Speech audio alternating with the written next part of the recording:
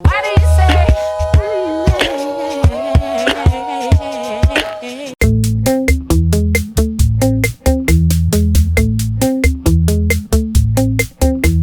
Hello everybody, welcome back to the 2019 Walkabout Look Back.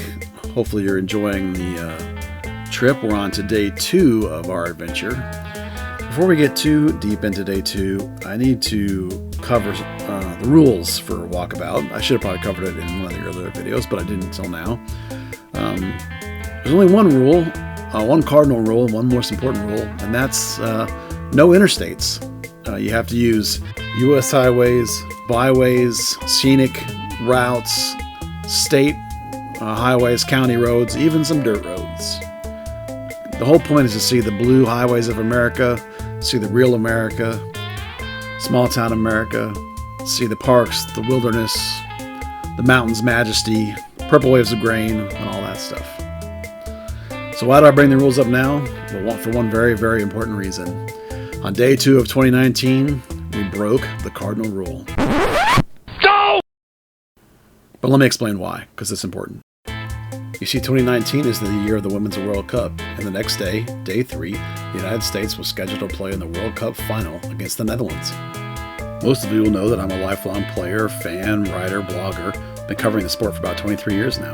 My wife Amy also is a lifelong player, and she used to work for the United States Soccer Federation, so to us, we wanted to figure out a way to watch the Women's World Cup game without taking a big chunk out of our day.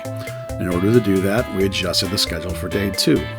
So let me talk about that. The most important factor was that we didn't want to change the end of where we were going to be staying on day 3, which was in and near Cibola National Park. But because day 3 also needed to now include the women's national team game, we needed to take some time out of the morning, which meant that on the second day we had to go further. We kept the first 2/3 of the day the same through some back roads, U.S. highways, national forests, and then when we hit I-40, we changed it up and we took a beeline straight through on the interstate to Barstow, California, where we got a hotel room. Alright, now that the explanations are out of the way, let's get on with the day. We started out coming out of Cibola National Forest, back down the little road that ran up into the park where we were camping. We jumped back on Highway 60 and took off west through New Mexico. One of the first things I do almost every single day is stop at a gas station to pick up some ice and ice my drinks down for the day. This particular gas station had homemade green chili and egg and sausage burritos, which made for a fantastic breakfast as we started out. As we continued across Highway 60 in western New Mexico, we came across these radar antennas off in the distance, and as we got closer, they came into focus, and we realized it's a giant collection of them. This is the National Radio Astronomy Observatory, very large array, out in west New Mexico. You've seen it in some movies, probably, movies like Contact and other movies about alien invasions. It's a gigantic connected set of antenna. It's fascinating if you're into this kind of scientific stuff, and it's kind of cool to look at.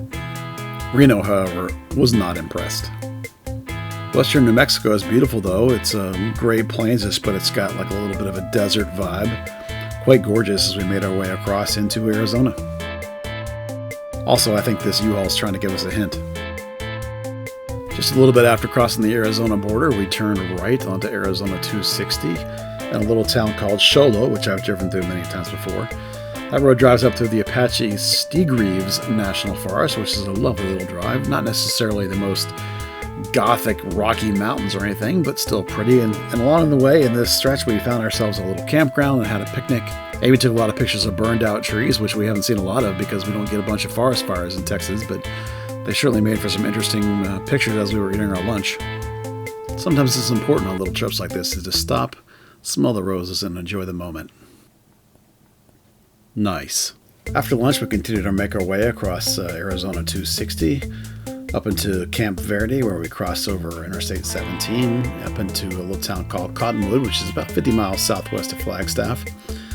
And from there, we jumped on Highway Arizona 89A. Now, this little highway runs up through one of the most fascinating little passes I've ever seen through a town called Jerome. Now, if you've never been to Jerome, it is unbelievable. The whole little town is perched up on the side of a mountain.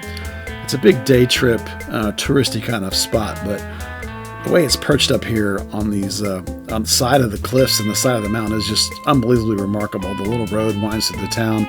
There's parking lots and a lot of great little walking paths up and down. I'm afraid my pictures don't even do it justice. It's an unbelievable thing. If you're ever near Flagstaff, I totally recommend it as a day trip.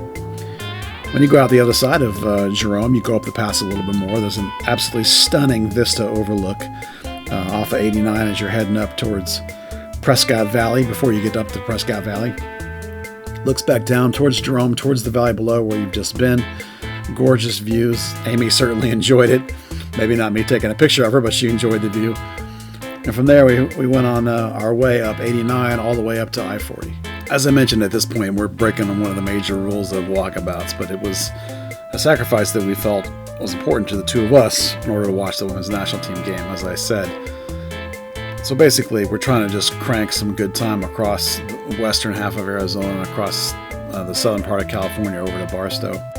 While we're doing this, of course, we're cruising through the desert and the sun starts going down. It was quite beautiful in its own way, despite the fact that it was an interstate.